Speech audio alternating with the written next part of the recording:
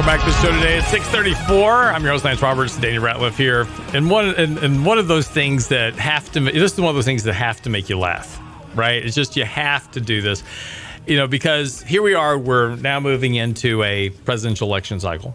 So this is all about doing the things to help, the Democrats, kind of gain a leg of advantage here relative to President Trump. So the Patriotic Millionaires group, right? Now, this is a group mostly of liberals, but they're called the Patriotic Millionaires group. It's a group of wealthy people who support hiking taxes on the rich. Now, this Patriotic Millionaires group is made up of 121 people that signed a letter that went to Davos, right? So they're sending this letter to Davos to urge our politicians and leaders and global elite of the world to raise taxes on millionaires. They say, in their letter, they say that we prefer taxes over pitchforks because the wealth gap has gotten so disproportionate now that they're afraid that the poor are going to rise up with pitchforks and come and kill them all. Oh man! Now here's the thing about this though. I'm going to help all you patriotic millionaires out. So if you are part of one of these patriotic millionaires, you're listening to the show now, I'm going to help you out with solving your issue on taxes. Okay? And this is completely legal. It's completely functional. And all the rest of us poor people would absolutely love for you to do this for us, right? What's the biggest problem in the United States right now that you would identify in terms of, that type of thing? What would you say one of the biggest problems the U.S. has as a country? As a country? Yeah. Man. Couldn't be that, $1 trillion plus deficit we have, right? Yeah, that's going to be the number one thing is going to be the debt balloon over our head. There you go. Yeah. So here we go. So here's how we're going to fix this problem. So this is for all you patriotic millionaires.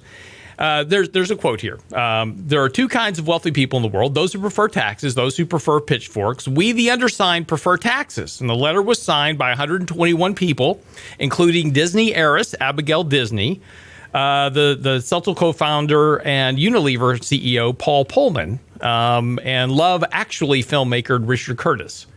So all these people signed this and sent this letter. Okay, here's how you solve your problem. There's no law in the country that says that you can't just write a check to the U.S. Treasury. In fact, they would love you to do it. And what you do is you make the check out payable to the U.S. Treasury. In the memo line, you say, apply to the national debt. They will be more than happy to accept your payment.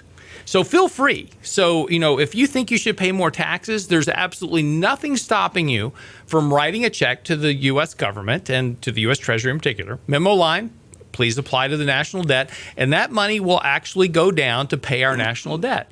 And so, look, feel free to transfer your entire net worth to the U.S. Treasury. We poor people of America would love for you to do that, and we'd be very appreciative. And in fact, if you led by example, I will bet that a lot of people in this U.S. would also probably follow suit and say, you know what, let's all team up together and let's knock down this national debt by, $500 million or so. $500 billion. It's that big now. But yeah, the problem is it'll be disintegrated the moment it goes in because it's, it's that perpetual wheel that's continuing to spin. And how's that different from taxes? Oh, it's not. But what 98% of all tax revenue goes to social welfare. But let's get to the root of the problem. 98% of all of it goes to social welfare, right? Right. So but it also goes to many other areas that we have a lot of pork in there, right? And so that's some of the bigger issues. So if we want to get down to the root of it. That's a different issue. Well, but this is just millionaires wanting to pay more taxes. I'm just trying to help them pay more taxes because they want to. Yeah. I'm just saying nothing's stopping them from paying taxes. Feel free, write a check. Yeah, I'm getting to the root of the problem here, Lance, okay? Yeah, no, go to the politicians. That's the root of the problem. The fiscal largesse in Washington is an entirely different conversation. The fact that we just passed a $1.4 trillion spending bill is a problem. That's the problem. We'll be over a $2 trillion deficit by the time we hit the 2024 election. So, it's already heading in that direction, and there's nothing stopping it at this point. So, in fact, the majority of GDP growth, Donald Trump said yesterday, in Davos that had it not been for the Federal Reserve, trying to hike interest rates a little bit last year and kind of reduce their balance sheet a bit, trying to normalize fiscal monetary policy in the U.S. to give us some room for the next recession. Had the Federal Reserve not done that, we would be at 4% economic growth, and we would be at roughly 10,000 points higher on the Dow. Now, here's the issue with that. We went through 9 years prior to Trump or 8 years rather, of zero interest rates and massive quantities of quantitative easing, and the best we got was 2% growth. The entirety of the economic growth that we've seen over the last 2 years has come from fiscal spending, and that's come from the government. And what I'm saying is that we've had a tremendous amount of fiscal spending going into the U.S. economy, and a big chunk of that is what's made up the 2% growth we've gotten so far. There's absolutely no evidence that doing more monetary policy or lowering interest rates back to zero will actually stimulate economic growth, because it never did to start with. What it did create was this wealth gap that patriotic millionaires now want to pay more taxes on. So again, please feel free to write a check. Nobody's stopping you. But you are correct. The problem is that we have a spending problem in Washington. Fiscal conservatism is dead by all stretch and measures. Oh, yeah. And MMT, which is modern monetary theory, which is we spend without the consequences of debt. We don't worry about debt. No, don't worry about $1 trillion deficit. Don't worry about a $2 trillion deficit. Don't worry about a $10 trillion deficit. It's all fine because we can print money to pay our own bills. That's the attitude of modern monetary theory. And that's here. We're already doing it. We haven't classified it as that yet, but that's actually what we're doing. Well, it's kind of funny to think about all the people that are renting space in these people's heads, because they think that people are actually going to come out after them with pitchforks. How to touch are you? Exactly. I mean, this is crazy. They again, everybody on that list, they're liberal, right? Mm-hmm. And so this is all pandering to the left, right? We need to pay more taxes. What was Obama's famous line, right? The rich need to pay their fair share. So this is all the Democratic left lining up for support of their candidates, because what are their candidates supporting, right? Higher taxes, supporting modern monetary theory, spending things, more welfare, more free stuff, right? Free healthcare, free college, free this, free that.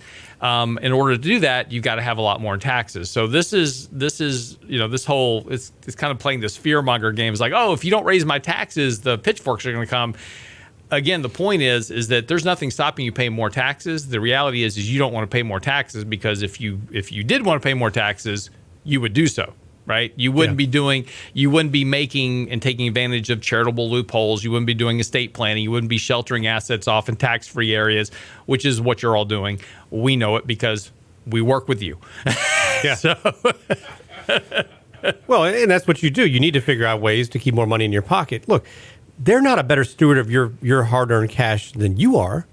They've never been. And clearly, the way they're running the government, they will never be. And that's the unfortunate fact of the matter. And so if we look at them to take care of people, we're going to have bigger issues. Think about any time something's been taken from private to the public sector. What have we seen? Mm-hmm. I mean, you look at healthcare, you look at a number of different things. Now they want to do student loans again and start that whole thing all over again. I mean, there's so many other different issues here, but they're not going to do it better than you are. Right. Well, a lot of this is just very misguided, right? Let's pay off everybody's student loans. Terrific, right? So let's forgive everybody their student loans. It's all good. Fantastic, right? The taxpayer takes it, kind of on the chin for that. But what about the next group of people that want to come up and get college education, right? Are you shutting? Because if you're going to pay off everybody's student loans, you got to shut down the student loan program. Mm-hmm. You can't just keep reinflating it. Otherwise, you just have to keep paying it all over again. And it was interesting. There was a graphic out this morning showing the number of people that are actually paying their student loans. And it's a very, very small. It's like 25% are actually on regular payment plans for their student loans. The other 75% are either in default, not paying, or on some modified structure to pay their loans. But if everybody's talking about giving me forgiveness for my student loan, why on earth would I pay my student loan? I'm just going to drag this thing out. Yeah, pay as little as you can. Yeah, until I figure out what's going on. And then if nothing happens, then okay, fine, I'll refinance it and pay it. But I'm not going to pay for a bunch of stuff if somebody's going to give it to me for free at some point, right? And so, surprise, you've got a lot of delinquencies. No kidding. Yeah, and that number's gone up year over year every time that they start gaining some traction on, oh, yeah, we're going to erase all this debt. I just won't pay it. Yeah. Why would I? Yeah, you wouldn't. Yeah, we're starting we're going to propose a new bill to Congress that we should all have free housing. So you can just stop paying your mortgage. And, because eventually we're going to get, all our houses paid for. I wouldn't follow that piece of advice, by the way. Yeah, it's going to be a small, 10 by 10 room. Exactly. Welcome home. Exactly. Be right back after the break.